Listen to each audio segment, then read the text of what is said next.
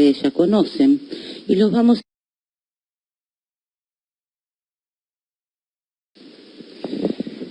a estudiar el tema de acidez y basicidad de compuestos orgánicos.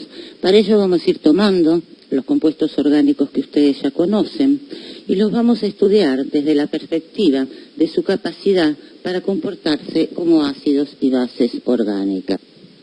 Bueno, para eso vamos a repasar algunas teorías sobre acidez y basicidad que ustedes ya conocen.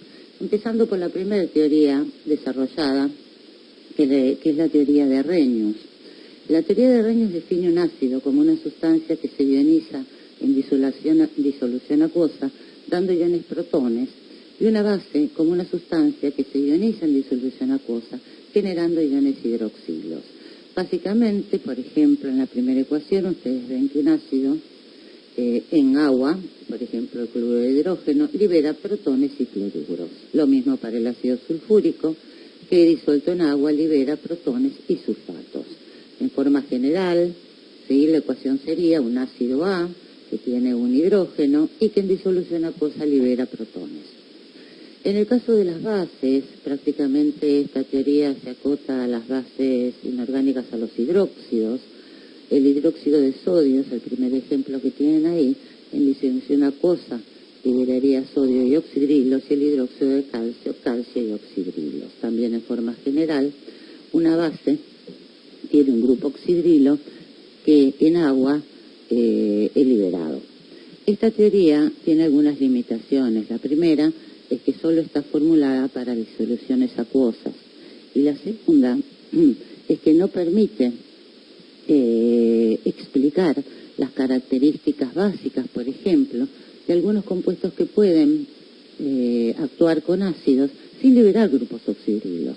Es el caso, por ejemplo, del amoníaco. El amoníaco puede, según la ecuación que tienen la última ahí abajo, el amoníaco puede actuar con una base frente al cloruro de hidrógeno, dar iones amonios y cloruros. O sea, el amoníaco puede neutralizar ácidos y, sin embargo, no hay grupos oxidrilos en esta ecuación. Entonces, una teoría superadora de la teoría de Arrhenius es la teoría de Bronsted-Lowry. En esta teoría definimos al ácido como una especie capaz de ceder un protón y a una base como una especie capaz de aceptar un protón. Vemos que la definición de base fundamentalmente es mucho más amplia. Si volvemos a la reacción que vimos antes del ácido clorhídrico con agua, en esta ecuación, fíjense que el hidrógeno está marcado en color rojo. El ácido va a donar un protón a la base, que es el agua, que lo va a aceptar.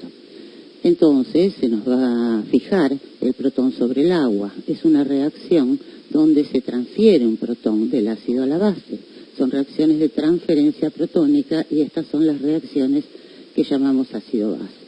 Entonces, en definitiva, en esta teoría, las especies que tienen un hidrógeno en su estructura pueden potencialmente actuar como ácidos, y las que poseen pares de electrones no compartidos pueden actuar como bases.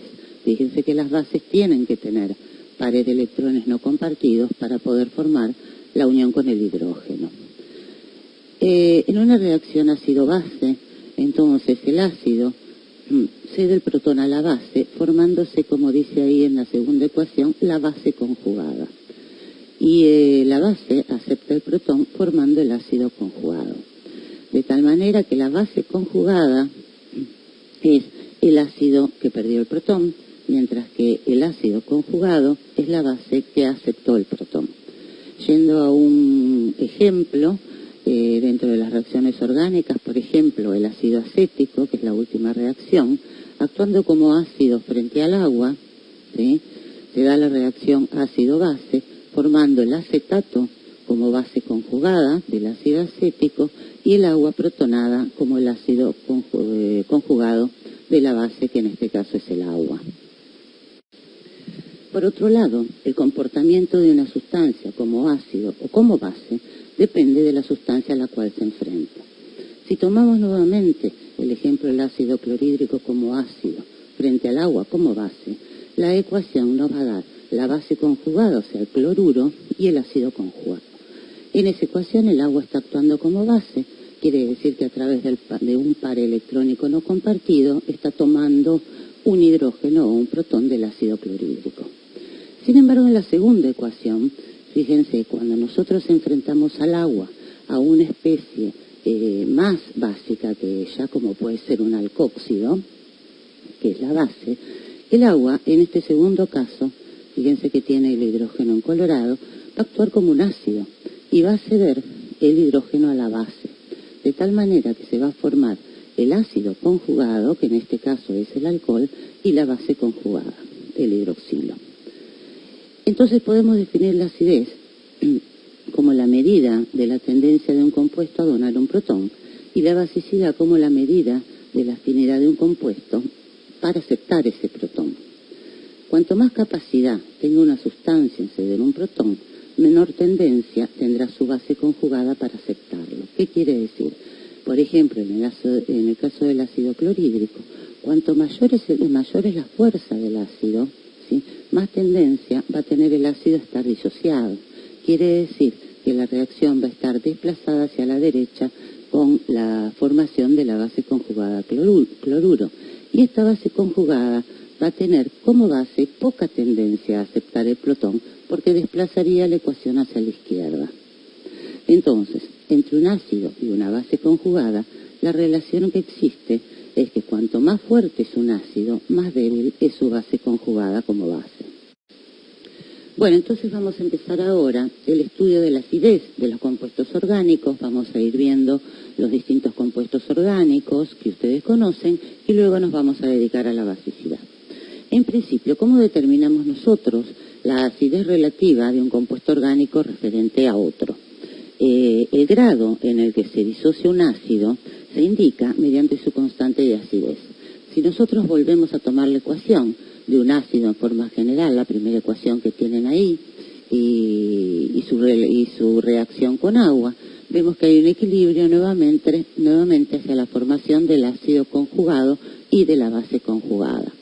Si nosotros escribimos la constante de equilibrio de esta reacción, va a ser el producto entre las concentraciones molares del ácido y la base conjugada en el numerador y en el denominador el producto de las concentraciones molares del ácido y de la base.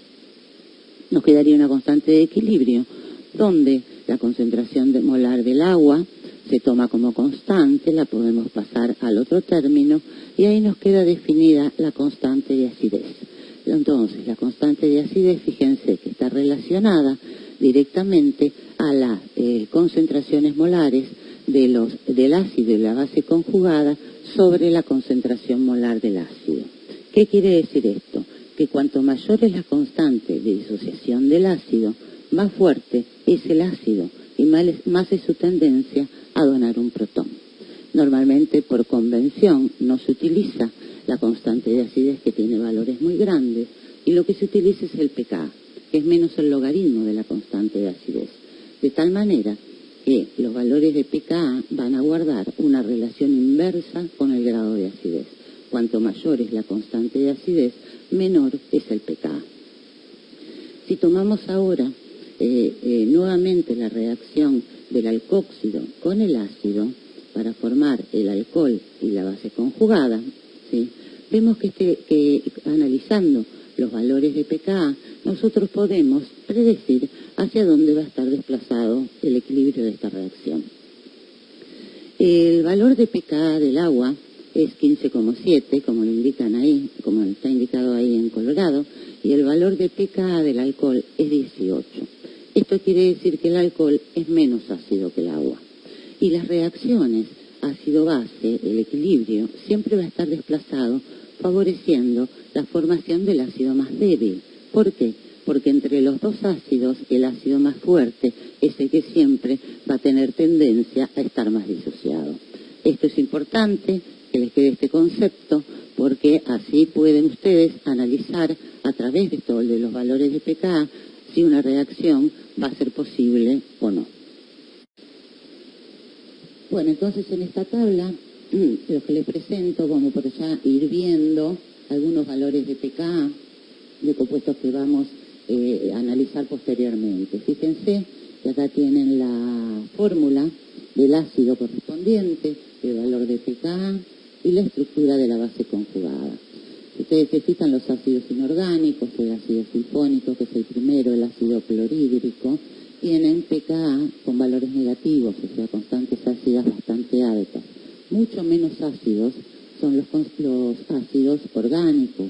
Fíjense que, por ejemplo, ahí ustedes tienen la estructura de un ácido y el pKa está en 4 a 5 aproximadamente. Mucho menos ácidos son los fenoles y menos aún los alcoholes y los alquinos, que tienen pKa menores al valor del agua. Bueno, vamos a ver ahora cómo analizamos una reacción ácido-base y cómo determinamos la posición de equilibrio. Existen dos formas para predecir cuando una reacción ácido-base se da y hacia dónde está desplazado el equilibrio. Por un lado, evaluando los valores de pKa. Ya vimos hace un rato que mirando los valores de pKa de los ácidos involucrados, podemos predecir hacia dónde está desplazado un equilibrio ácido-base, que siempre va a estar desplazado hacia la formación del ácido más débil. Si tomamos la reacción que tienen ahí del benzoato de sodio con ácido clorhídrico para dar benzoico y cloruro de sodio, ácido benzoico, vemos que el valor de pKa del ácido clorhídrico es -7 y el del ácido benzoico es 5.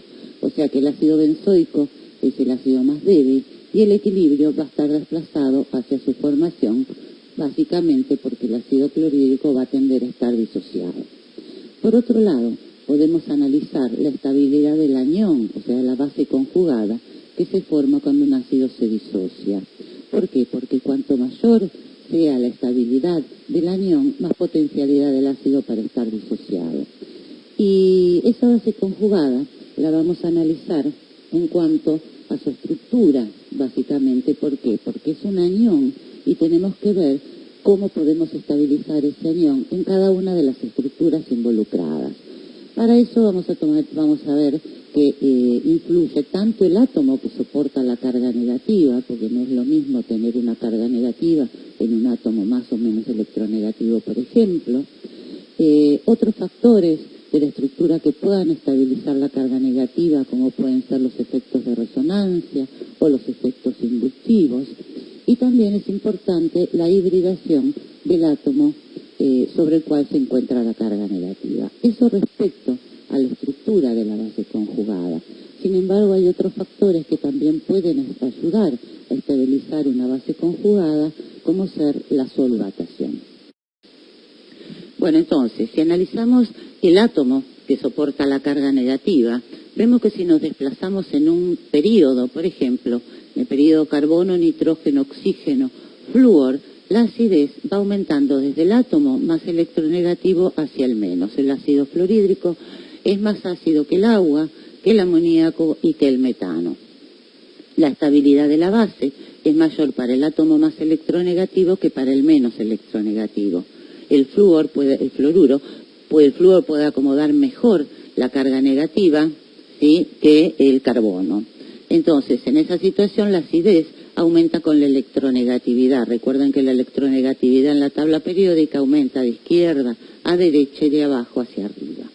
Ahora, si nos ubicamos en un grupo de la tabla periódica, por ejemplo, el grupo de los halógenos flúor, cloro, bromo y yodo, en ese caso la acidez aumenta con el tamaño del átomo.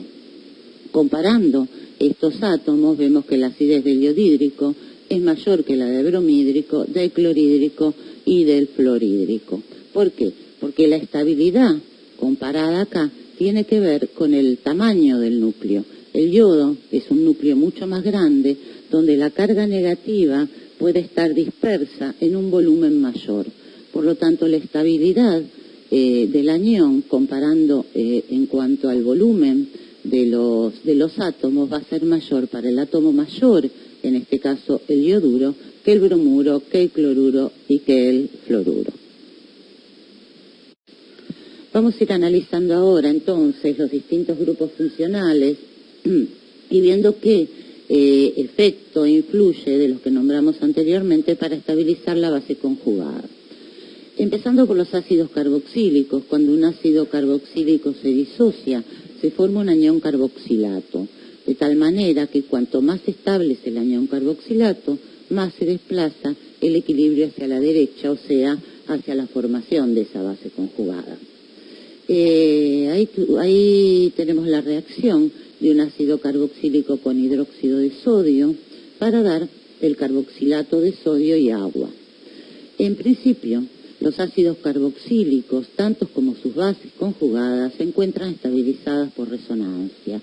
Ahí tenemos la estructura de la resonancia con las dos estructuras límites del ácido carboxílico, donde podemos tener una resonancia donde el grupo oxidrilo cede un par electrónico y un anión se forma sobre el oxígeno.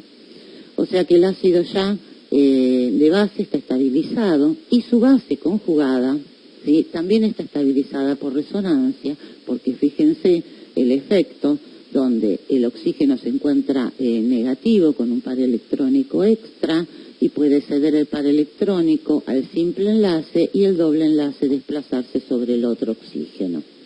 En el caso de los ácidos, de los ácidos carboxílicos, tanto el ácido entonces sin disociar como el anión carboxilato son híbridos resonantes entre esas estructuras límites que tenemos indicadas ahí. Sin embargo, la acidez se debe a que la estabilización por resonancia es más efectiva en el anión carboxilato debido a que las dos estructuras que forman el híbrido son dos estructuras equivalentes. Ahora bien, si nosotros en base a lo que estamos viendo consideramos distintos ácidos carboxílicos, tendríamos que decir que todos tienen la misma acidez. Sin embargo, esto no es así, porque también influye en la estabilidad de la base los sustituyentes, el R, ¿sí?, el grupo R, que lleva el carboxilato. De tal manera que cualquier grupo R que pueda atraer electrones va a poder dispersar la carga negativa de la base y por lo tanto va a poder estabilizarla, aumentando la acidez. Mientras que un grupo R que sea dador de electrones va a desestabilizar a la base por concentración de la carga negativa. Además del efecto de resonancia que dijimos que está básicamente en el carboxilato y en su base conjugada, los efectos inductivos juegan un rol importante en la acidez de los ácidos carboxílicos. Fíjense el primer grupo de estructuras que tienen.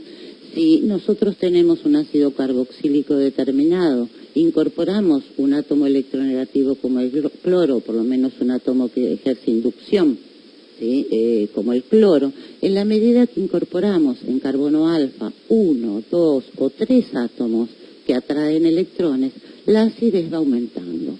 ¿Por qué? Porque el efecto inductivo que ejerce un átomo de cloro es menor que el que ejerce 2 y el que ejercen 3 átomos de cloro. A medida que aumentamos el número de halógenos, se estabiliza el anión, ¿sí?, correspondiente por efecto inductivo. Recuerden que el efecto inductivo se traslada por los enlaces sigma. Entonces, si ven las ecuaciones de abajo, tiene, por ejemplo, la disociación de un ácido con el anión carboxilato y el efecto inductivo que lo estabiliza. En el caso de un átomo de cloro, fíjense que la magnitud del efecto es mayor para 2 átomos de cloro y mayor todavía para 3 átomos de cloro. Por otro lado, podemos incorporar restos atractores de electrones con distinta electronegatividad. Entonces, en la tabla de abajo, si ustedes ven, tenemos, por ejemplo, un ácido carboxílico que tiene 3 cloros en carbono alfa, tiene un pKa de 0,64 y este pKa aumenta cuando los átomos en lugar de cloro son flúor que presentan mayor electronegatividad. Por otro lado, la magnitud del efecto inductivo también depende de un sustituyente, depende de la distancia que tenemos al grupo carboxilo. Recuerden que el efecto inductivo se desplaza por los enlaces sigma. Entonces, cuanto más lejos esté el sustituyente atractor de electrones, menos va a influir en la estabilidad de la base. Los sustituyentes atractores de electrones en carbono alfa, fíjense el primer caso, un cloro en carbono alfa de un ácido carboxílico, por ejemplo, con un valor de pKa 2,9, este valor va aumentando a medida que el cloro pasa del carbono alfa al beta o al gamma. O sea, el ácido va disminuyendo su acidez a medida que el cloro se aleja del carboxilato. Si ven, por ejemplo, bueno, acá tienen el caso abajo las reacciones para el 2-clorobutanoico con un pK de 2,8, cuando el cloro se encuentra en carbono 3, el 3-cloro, tiene un pK de 4 y después pasa a un pK de 4,5. O sea que el efecto inductivo, ¿sí?, va disminuyendo con la distancia del grupo atractor a la base conjugada, carboxilato. Bueno, vamos a ver ahora qué pasa en el caso del ácido benzoico. Si comparamos el ácido benzoico con su análogo saturado, el ácido ciclohexano carboxílico, vemos que el ácido benzoico es más ácido. Por lo tanto, esto indica que el grupo fenilo ejerce una atracción aceptora de electrones en comparación con los átomos de carbono saturados y, al ejercer una acción atractora, estaría estabilizando la base. ¿Qué pasa con los ácidos benzoicos sustituidos sobre el anillo aromático? La influencia del sustituyente en el núcleo aromático depende de los efectos inductivos y mesoméricos del sustituyente propio y de su ubicación. En general, tenemos que considerar que si nosotros tenemos el carboxilato, ¿sí?, grupos atractores de electrones que me van a poder dispersar la carga, sobre todo por efecto inductivo, me van a aumentar la acidez por estabilización del anión. Mientras que grupos dadores de electrones, en general, si bien influyen menos, me van a disminuir la acidez. Si ustedes se fijan en la tablita, el primer compuesto que tienen con pKa 420 es el ácido benzoico. La inclusión en el anillo aromático de grupos atractores por efecto inductivo, por ejemplo, un cloro, fíjense que en general disminuye, ¿sí?, el valor de pKa, o sea, aumenta la acidez del ácido carboxílico, mucho más en el caso que el cloro está en posición orto, o sea, en posición 2, o sea, cerca al carboxilato, que baja a 2,9, que en posición metopara, porque está actuando básicamente por efecto inductivo. Lo mismo sucede con grupos atractores como el grupo nitro, tanto en posición orto como en posición para. Fíjense que la influencia también es mayor en posición orto, donde el pKa desciende a 2,17, o sea que aumenta la acidez. Los grupos dadores de electrones en general influyen menos sobre el pKa del ácido benzoico, pero en general tienen que ver, por ejemplo, ustedes ahí tienen la ecuación del parhidroxibenzoico, de parhidroxibenzoico con agua para dar el anión.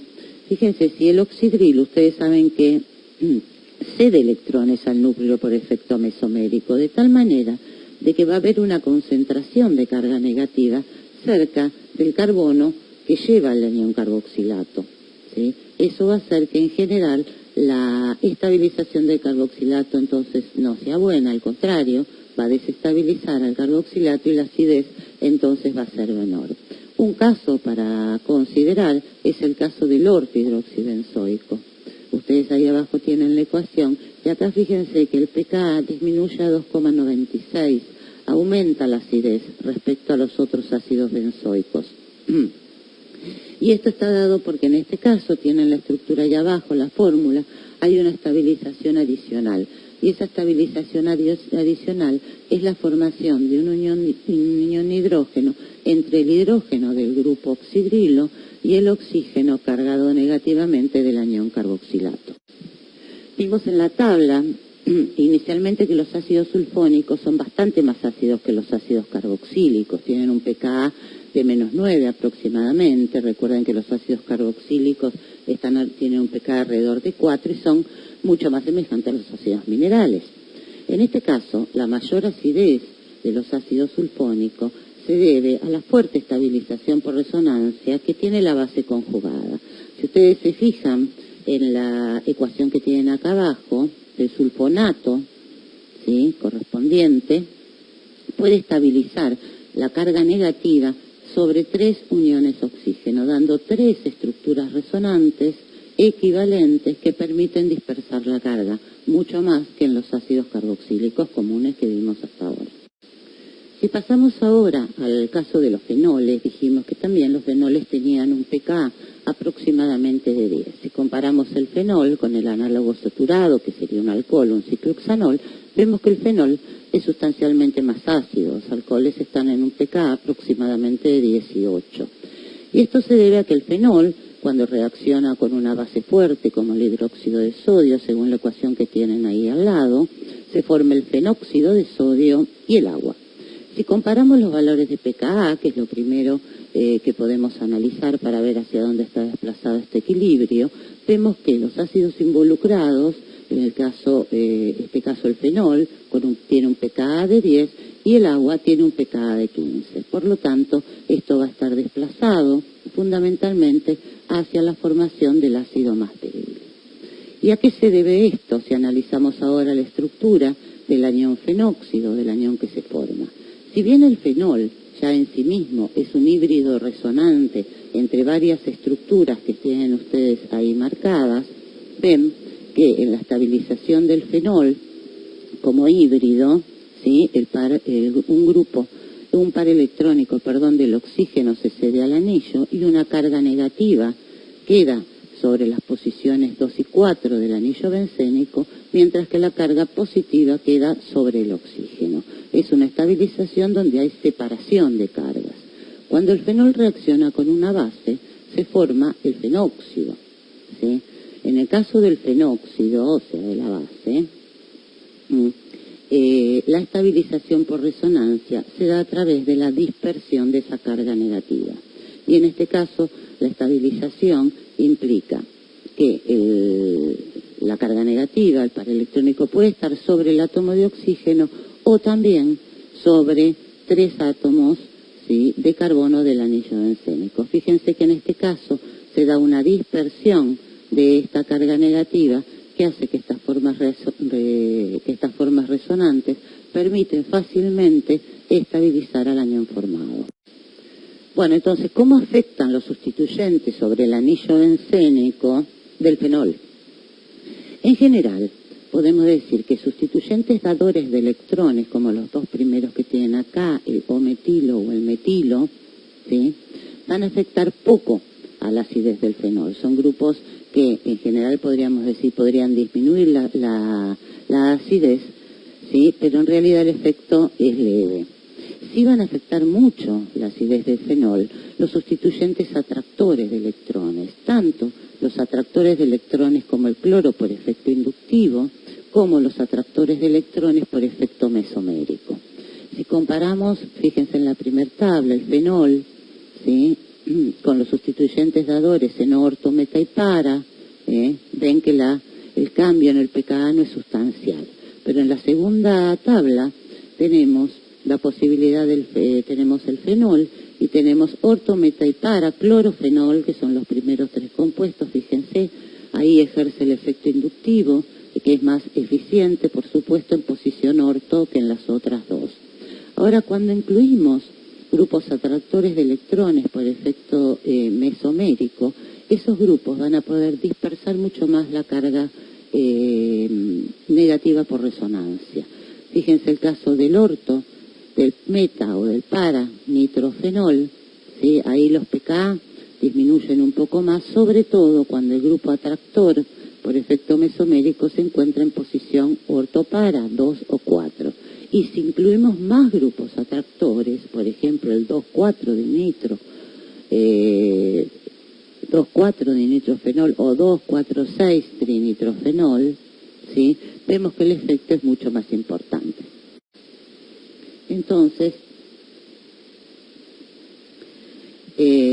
vemos acá, en forma general, ejemplificado esto, ¿sí?, el fenóxido con su par electrónico, fíjense cuando tienen un Z, atractor de electrones, va a poder dispersar la carga negativa del fenóxido y va a poder estabilizar la base, mientras que en el segundo dibujito tienen el fenóxido, cuando tienen un grupo dador de electrones, ¿sí?, va a concentrar carga negativa, densidad de carga negativa, cerca del carbono que lleva el grupo o menos, y entonces va a estar menos estabilizada la base.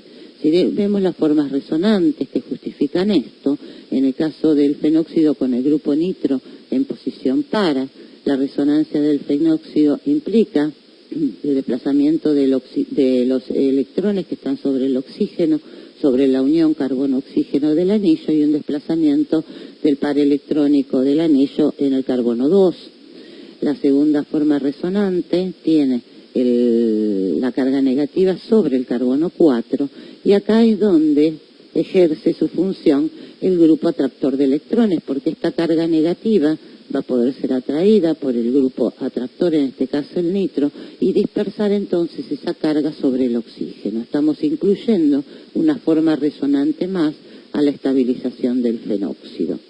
En el caso que tengamos sustituyentes dadores de electrones, y nuevamente analizamos las estructuras resonantes del fenóxido, fíjense que la tercera estructura es una estructura que está particularmente desestabilizada.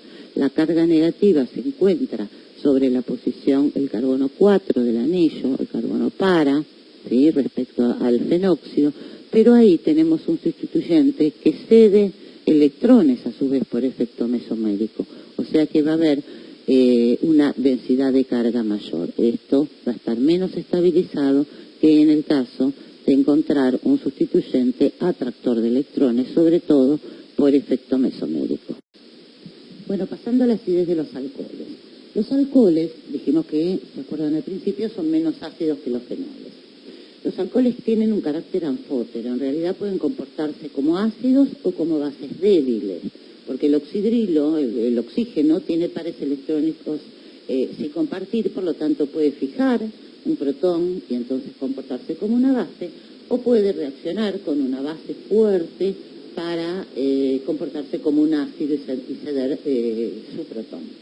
El carácter ácido de los alcoholes se evidencia por reacción con bases muy fuertes. El hidróxido de sodio no nos alcanza como base fuerte, generalmente lo que utilizamos son reacciones con metales directamente, formando alcóxidos. En esta primera reacción tienen un alcohol con sodio metálico para formar entonces la base conjugada del alcóxido y liberar hidrógeno. Excepto el metanol, que es levemente más ácido que el agua, todos los alcoholes son menos ácidos que el agua.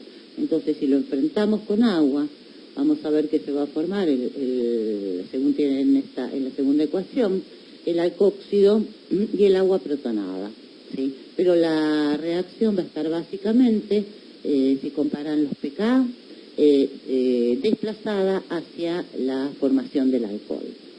Acá tenemos una tablita donde comparo las acideces entonces relativas respecto al agua. El pK del agua es 15,7, fíjense que el alcohol, el metanol es un poco más ácido, 15,5, pero todos los demás son menos ácidos que el agua.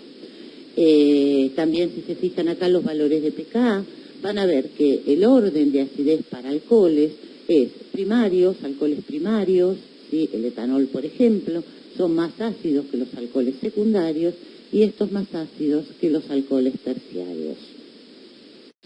Entonces, ¿cómo se estabiliza el ion alcóxido? Como vinimos analizando hasta ahora, tenemos que analizar la estabilidad de la base conjugada.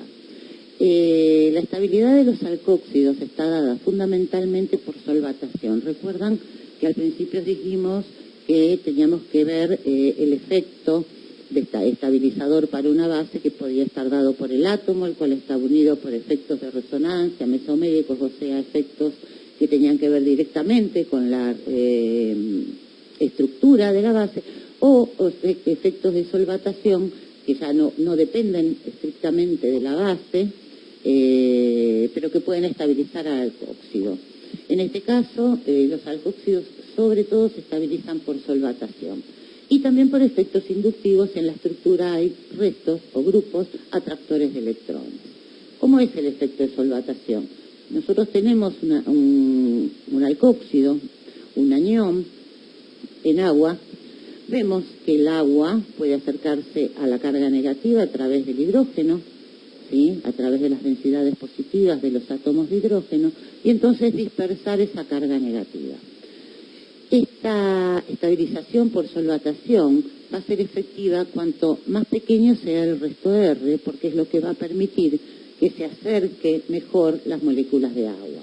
Acá tienen dos diagramas, uno que demuestra la estabilización por solvatación del terbutóxido. Fíjense que hay 3 moléculas de agua que pueden aproximarse, ¿sí? Por ejemplo, ¿sí? Y en este caso, la aproximación del solvente va a estar limitada por la estructura, por los restos alquílicos que son voluminosos en el caso de terbutóxido. En el caso del etóxido son más las moléculas de agua que pueden acercarse al oxígeno negativo y entonces el efecto de solvatación va a ser eficiente, va a ser más eficiente. Cuanto más voluminoso es el resto alquilo, está más impedido estéricamente para interactuar con el solvente. La estabilización del alcóxido es menor y por lo tanto también la acidez correspondiente del alcohol. ¿Qué pasa con los efectos inductivos? Si nosotros, obviamente los efectos inductivos que atraen electrones van a poder dispersar la carga y por lo tanto estabilizar más al anión alcóxido. Si tomamos nuevamente acá una tablita de pKa, el metanol tiene un pKa de 15, fíjense que el etanol es 15,9. Si comparamos ahora etanol con alcohol isopropílico secundario y terbutílico terciario, vemos que a medida que aumentamos el impedimento estérico o restos más voluminosos, la acidez disminuye. Sin embargo, si colocamos en la estructura, por ejemplo, restos atractores de electrones como por efecto inductivo, como es un cloro, y comparamos el etanol con el 2-cloroetanol, fíjense que ahí el pKa aumenta, el pKa disminuye y la acidez aumenta, básicamente, ¿sí?, por inducción del cloro. Y si agregamos 3 átomos electronegativos, el 2,2,2, por ejemplo, trifluoretanol, fíjense que todavía es mucho más ácido, justamente por la mayor estabilización por efectos inductivos del anión alcóxido. Bueno, ¿qué pasa en el caso de los alquinos? ¿Se acuerdan que al principio vimos cuáles son los efectos que podían estabilizar a la base conjugada, al anión? En el caso de los alquinos se pone justamente en evidencia el último efecto, que era el de la hibridación. Si nosotros comparamos el pKa de 3 compuestos con unión carbono-hidrógeno, con hidrógenos unidos a carbono, por ejemplo, el etano, el eteno o etileno y el etino o acetileno, vemos que el pKa va disminuyendo en ese sentido, desde etano a alquino.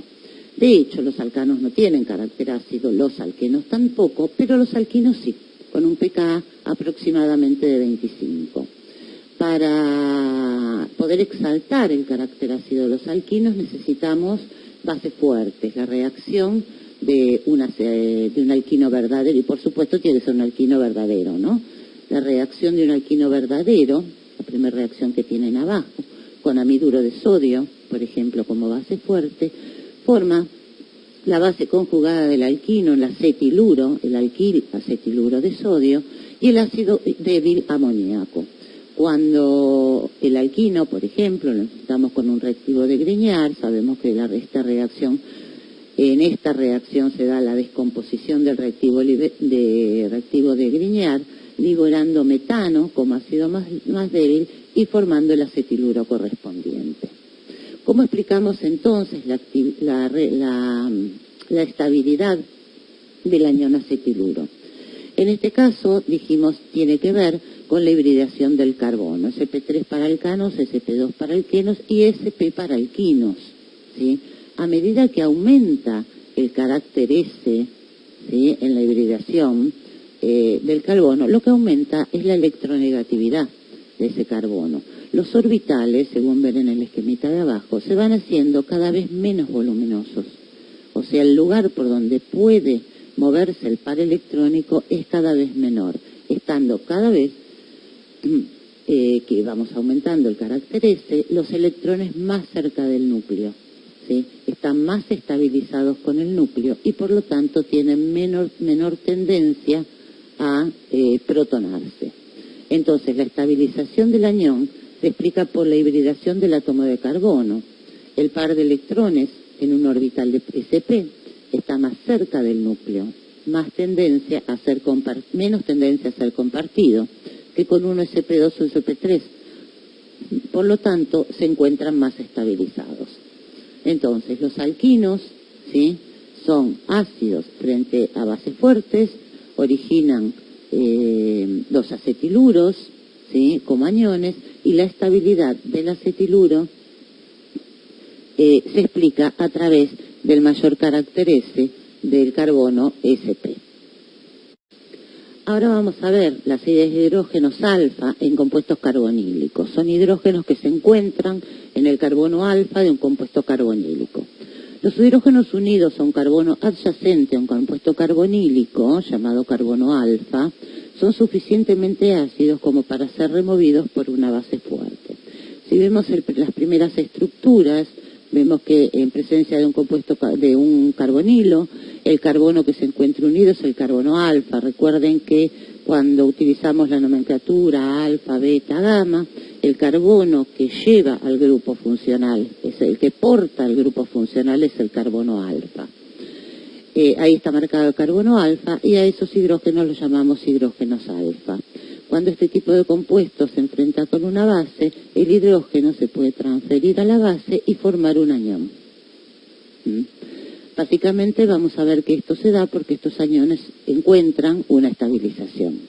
Si comparamos el pKa de los hidrógenos alfa en el esquema de abajo, en el caso de un aldehído o en el caso de una acetona, están alrededor de valores 16 a 20. Cuando vemos carbonilos de ésteres, ¿sí?, o de amidas menos, tenemos valores de pKa de 25 para el éster y menores para las amidas. En general, entonces, estos hidrógenos son más ácidos que otros hidrógenos unidos a carbono sp3, como vimos recién anteriormente el caso de los hidrógenos del etano, que tienen pKa aproximadamente 60. Sin embargo, los grupos carbonilos no son los únicos que pueden ejercer este efecto sobre los hidrógenos en carbono alfa. Otros grupos fuertemente atractores de electrones por efecto mesomérico, como pueden ser un grupo nitro o un grupo ácido,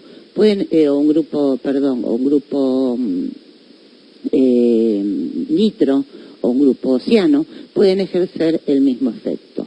Si vemos la tabla que sigue, acá tenemos los valores de pKa de hidrógenos unidos a carbonos carbonílicos, ¿sí?, o unidos a restos altamente atractores de electrones. Por ejemplo, el primer caso es el de la amida. Fíjense que en este caso la acidez no es tanta, es un poco más en el caso del éster, ¿sí? Fíjense que tiene un nitrilo, es más ácido, estamos más o menos en pKa 25. Cuando pasamos a la acetona ya bajamos a un pKa de 20, en el aldehído todavía un poco más. También existe la posibilidad de que un hidrógeno sea alfa a dos grupos, carbonilos o a dos grupos cianos, como vemos acá, y fíjense que todavía la acidez es mayor.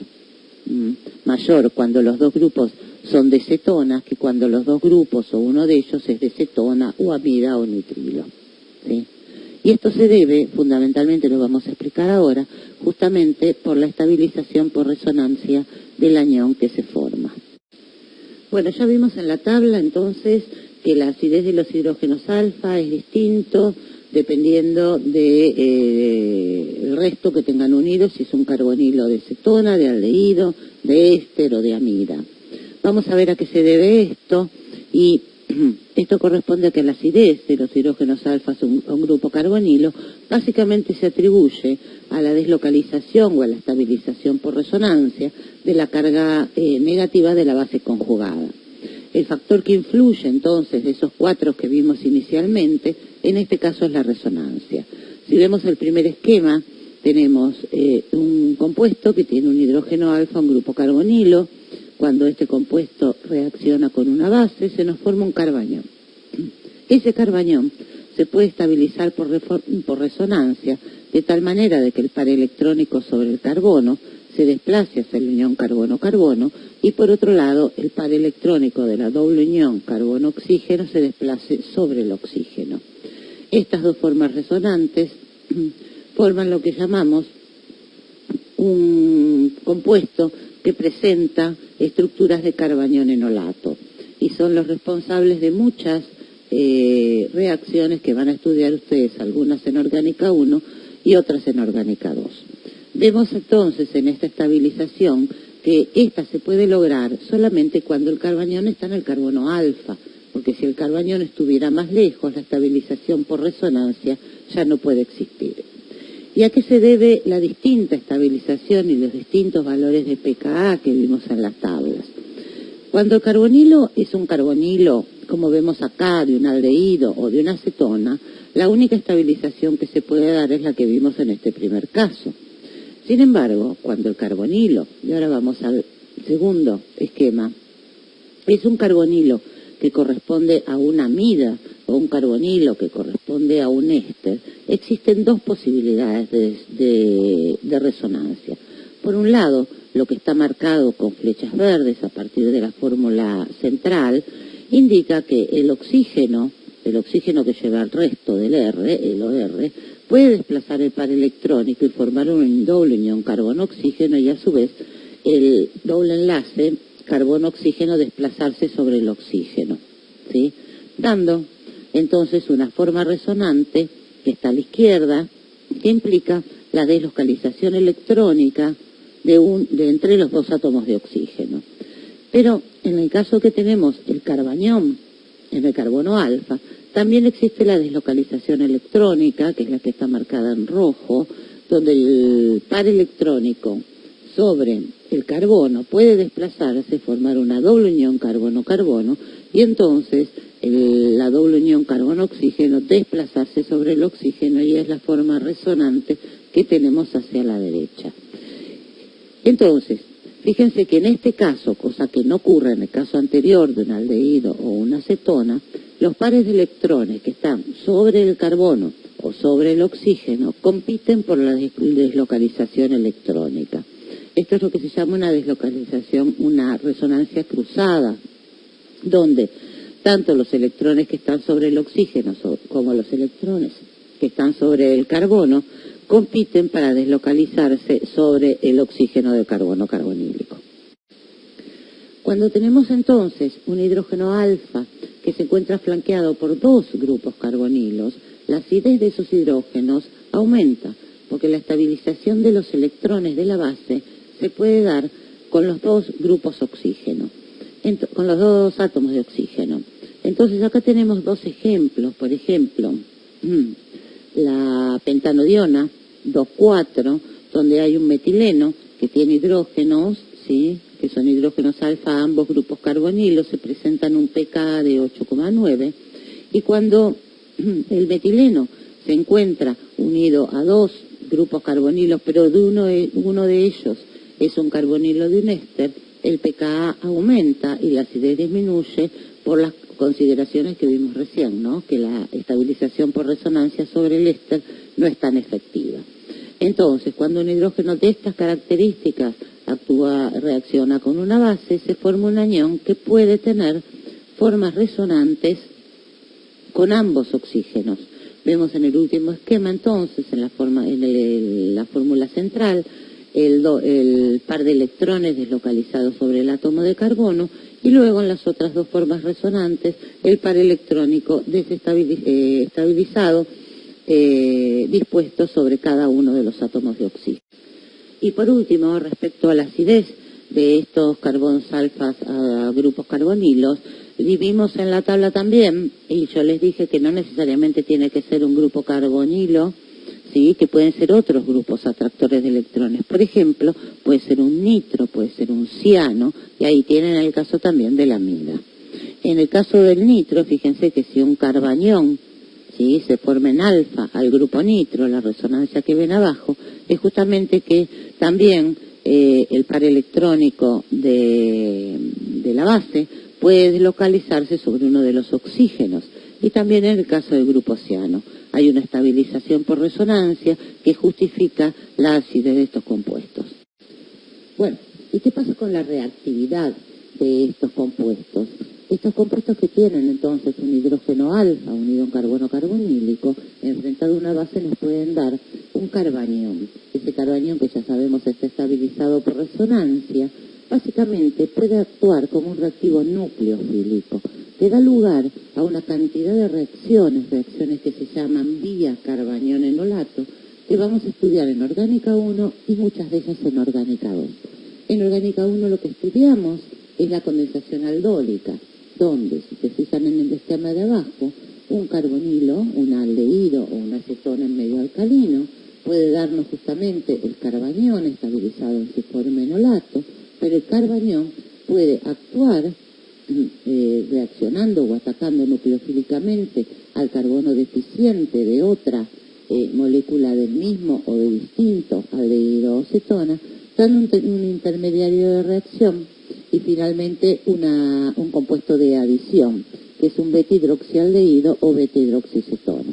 La reacción posterior de deshidratación de este beta-hidroxialdehído nos da una aldehído o cetona alfa-beta-insaturado, que es el producto de condensación aldólica. Bueno, entonces, para cerrar el tema de acidez de compuestos orgánicos, vamos a volver parcialmente a la tabla que vimos inicialmente, y ya sabiendo algunas características sobre la acidez de estos compuestos, vimos que los ácidos sulfónicos básicamente tienen su alta acidez en la estabilización por resonancia del sulfonato. En el caso de los ácidos carboxílicos tenemos la estabilización por resonancia de la base conjugada del carboxilato, y a su vez la acidez está influenciada por la presencia de grupos atractores o dadores de electrones, tanto en los ácidos alifáticos como aromáticos. Por otro lado, la acidez de los carbonos alfa a grupos carbonilos, cuando estos carbonos alfa tienen la presencia de dos grupos carbonilos, está explicada a través de la resonancia del anión de la base conjugada, de la estabilización por resonancia. En el caso de los fenoles, la estabilización por resonancia del fenóxido en sí mismo y la presencia de grupos atractores o dadores de electrones que también influencian la acidez de estos compuestos. Dentro de los compuestos menos ácidos que el agua se encontraban los alcoholes, salvo el metanol, donde vimos que la acidez de estos compuestos era primario, mayor que secundarios y mayor que terciarios, y en estos casos la base conjugada se encuentra estabilizada fundamentalmente por solvatación. También vimos la acidez de los hidrógenos alfa cuando están con un grupo carbonilo, son menos ácidos, que tienen un pK aproximadamente de 19, y por último, los alquinos verdaderos, cuya acidez se explica a través de la estabilización de la base conjugada del acetiluro, de los alquilacetiluro, por la hibridación del carbono sp más electronegativos que los carbonos sp2 y sp3. Bueno, vamos a pasar ahora a estudiar la basicidad de los compuestos orgánicos.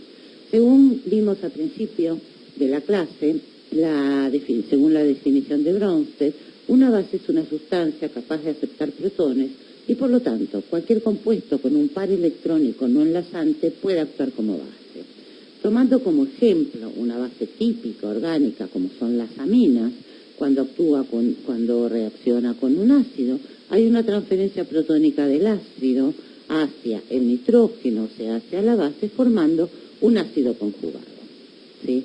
Entonces, una amina, y si tomamos la reacción con agua, una amina con agua nos daría el ácido conjugado hidroxilos.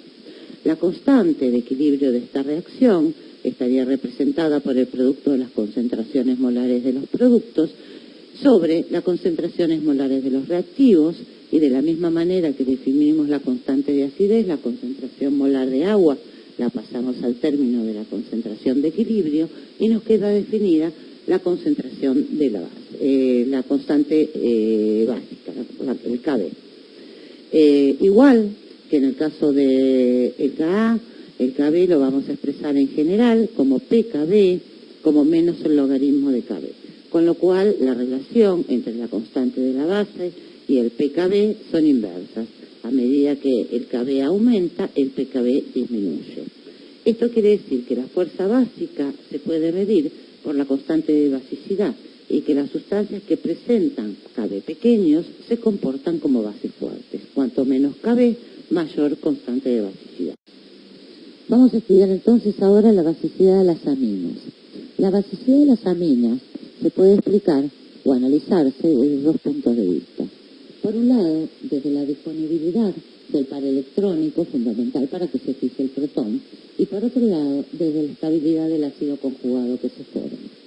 Desde la disponibilidad del par electrónico, lo que tenemos que analizar que todos aquellos factores que hagan que el par electrónico esté más disponible para la unión al protón harían a la amina más básica. Y por otro lado, la estabilización del anión conjugado, del catión conjugado, del ácido conjugado, que es un catión, todos aquellos factores que estabilicen ese catión también van a ser a la amina más básica. Si nosotros comparamos, por ejemplo, como dice acá, una amina primaria, de una secundaria y de una terciaria, la diferencia entre ellas es la presencia de distinta cantidad de grupos alquilos. Sabemos que los grupos alquilos son grupos electrodóticos, por lo cual la presencia de un grupo alquilo, ¿sí?, o de dos o de tres grupos alquilos, estaría expresando una mayor disponibilidad del par electrónico. En general, la introducción de grupos alquilos aumenta la velocidad por efecto inductivo, dador de electrones de los mismos. Por otro lado, uno puede analizar qué pasa con la estabilidad, ¿sí?, del anión, que es del catión que se forma. El ácido conjugado puede estabilizarse básicamente por solvatación a través de puentes de hidrógeno con el agua. Una amina primaria tiene 3 hidrógenos, según vemos en el esquema de abajo, con posibilidad de formar puentes de hidrógenos para estabilizarse. Una amina secundaria tendría 2 hidrógenos con esa posibilidad y a su vez una amina terciaria uno solo. Según este análisis, los cationes que se podrían estabilizar mejor son los primarios más que los secundarios y que los terciarios. Esto quiere decir que hay una explicación contrapuesta entre lo que estábamos diciendo anteriormente respecto a la estabilización de las bases como con los grupos alquilos y respecto a la estabilización de los aniones, de los cationes. Entonces, en definitiva, sí es cierto que las aminas secundarias son más básicas que las aminas primarias y entonces eso lo vamos a explicar por los efectos inductivos electrodóticos de los grupos alquilos. Las aminas secundarias tienen 2 grupos alquilos y las aminas primarias 1. Por lo tanto, las aminas secundarias, en base a este análisis, son más básicas. Respecto a las aminas terciarias, la menor basicidad que presentan se explica fundamentalmente por el tema de la solvatación del catión formado. En el caso de las aminas terciarias, el catión se solvata menos, es menos estable y por lo tanto ellas son menos básicas. Existen algunos casos especiales que vamos a numerar, vamos a indicar que son, por ejemplo, las alquilaminas secundarias cíclicas. Por ejemplo, el esquema que tienen ahí, que indica la piperidina, fíjense, es una amina alquílica secundaria pero cíclica.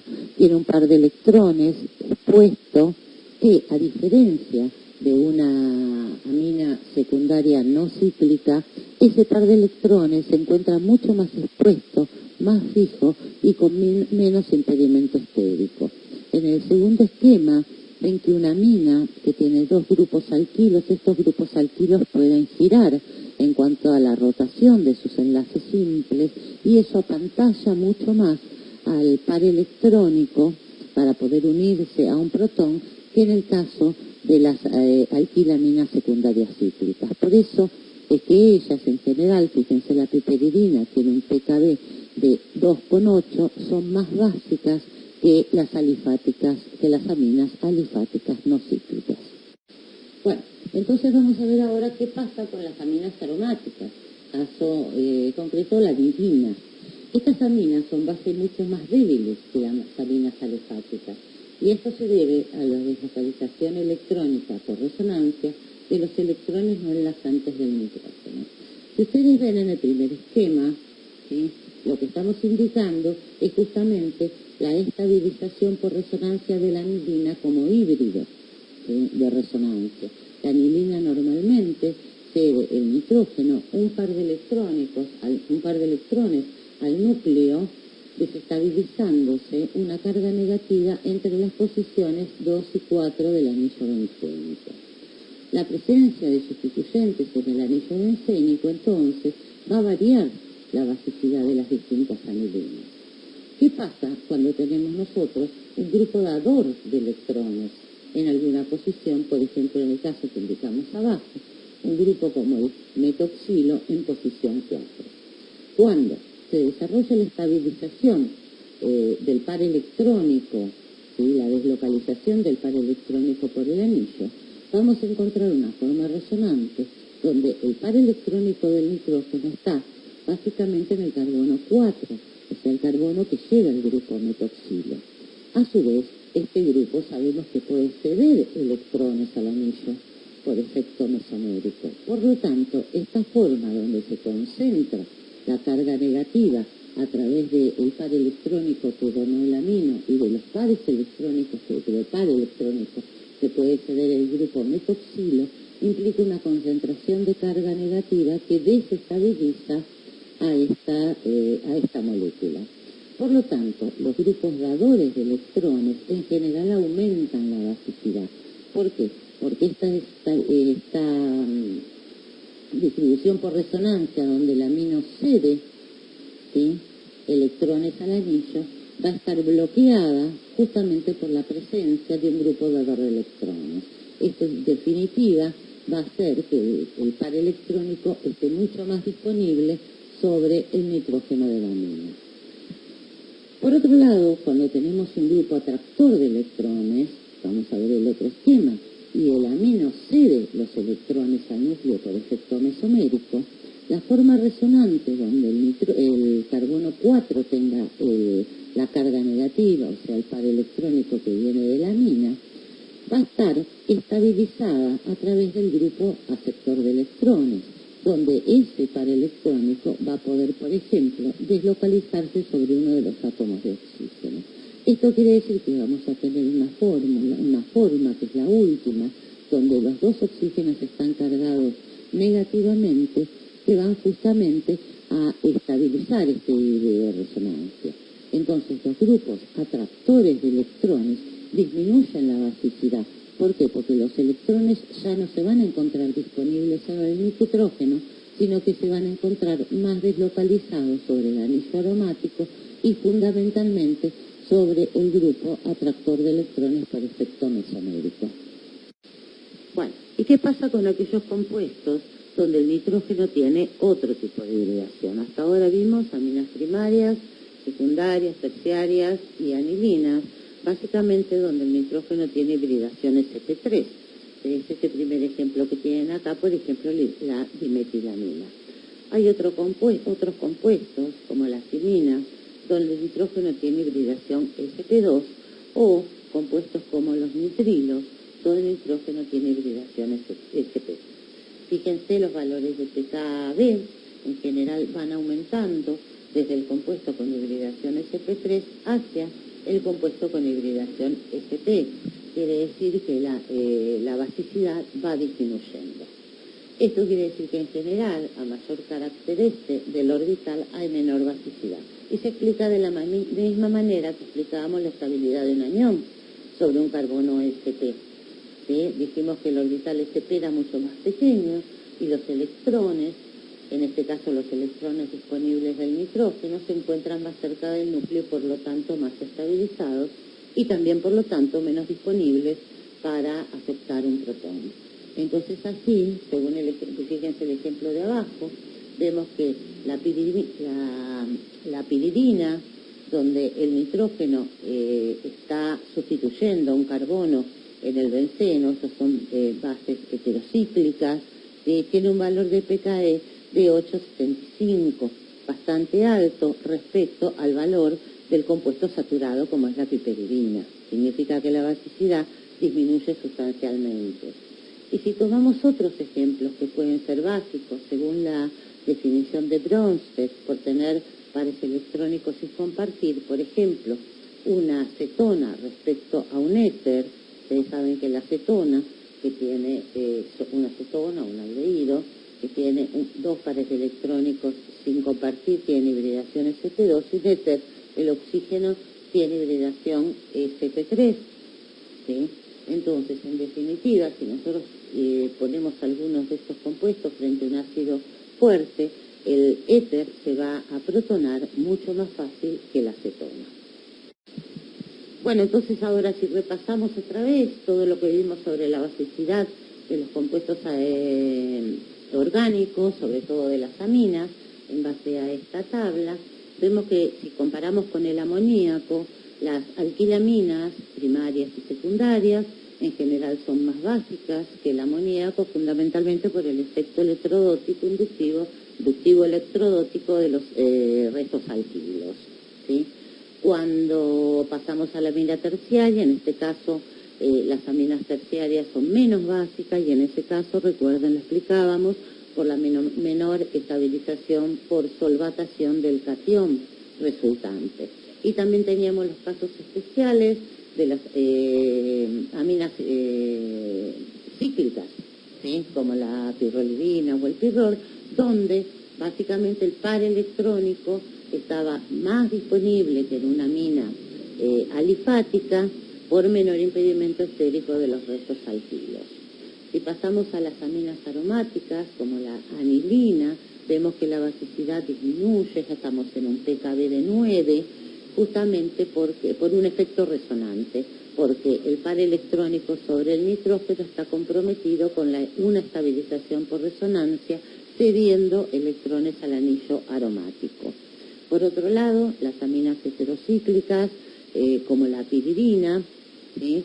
Son menos básicas todavía, y los nitrilos menos básicos todavía, y en ese caso lo explicamos a través de la hibridación del átomo de nitrógeno. Cuando el átomo de nitrógeno tiene una hibridación que representa un mayor carácter S, ¿sí? el par electrónico está menos disponible porque está más unido al núcleo. Bueno, por último, todo lo que vimos hasta ahora estaba basado sobre la teoría de acidez y basicidad de Bronsted.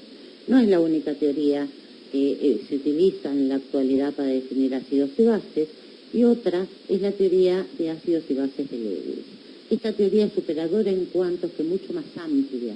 Ya no estamos hablando de protones y de oxidrilos, sino que simplemente hablamos de electrones. Según esta teoría, un ácido es una especie capaz de aceptar electrones y una base es una especie capaz de ceder electrones. Por ejemplo, cuando nosotros enfrentamos una base, el agua como base, frente a una especie como el trifluoruro de boro, que tiene un boro deficiente de electrones, este boro puede aceptar un par electrónico del agua, ¿sí? Y entonces actuar como un ácido. Otro ejemplo es, por ejemplo, el trifluoruro de aluminio, que puede actuar como ácido de Lewis frente a un cloruro que puede ser cedido no de un ácido, sino, por ejemplo, en este caso, de un cloruro de ácido. Y entonces formar una especie y un electrófilo, ¿sí? Una base y un ácido conjugado, un electrófilo que puede actuar, por ejemplo, en las reacciones de sustitución electrofílica aromática. Si ustedes recuerdan, las sustituciones de electrofílica aromática utilizan estas especies, los ácidos de Lewis, como catalizadores, justamente para favorecer la formación de los electrófilos que van a reaccionar con los anillos bencénicos.